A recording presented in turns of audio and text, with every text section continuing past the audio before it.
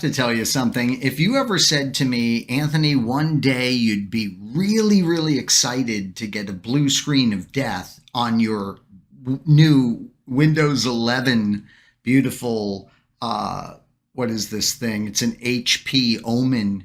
If anyone ever told me that I would be thrilled to get a blue screen of death, I would tell them they're crazy. But no, I'm thrilled because it's going to be some real world stuff we can do here in our blue screen of death video series.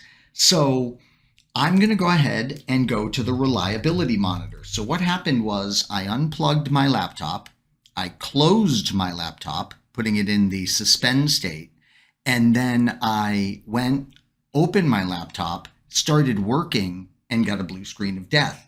It disappeared before I could get any of the information about it. So I go into none other than the reliability monitor and look at this. Here is the crash. So Windows was not properly shut down. Well, that's because Windows stopped working. So there it is. There is my blue screen of death. And notice I get my codes that I can use to look up this error. And when I do, sure enough, when I Google this, I get indications that this is related to none other than driver issues with the sleep state of the computer. Now, how in the world would you find that out? Well, notice they give you this bug check code right here. So I'm going to copy this to the clipboard.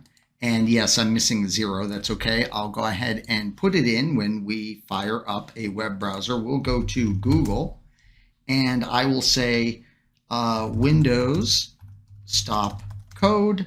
I will paste. I will make sure I put the 0 at the front to indicate we are working with a hexadecimal string there. And I will hit enter on the keyboard and look at this, power state failure issues. And that's exactly what I'm suspecting, because I noticed that this thing occurred when I was dealing with the suspend state, when I closed the lid.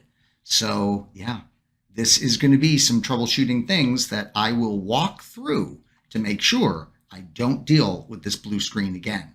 So I hope this is a real world example that can really help you.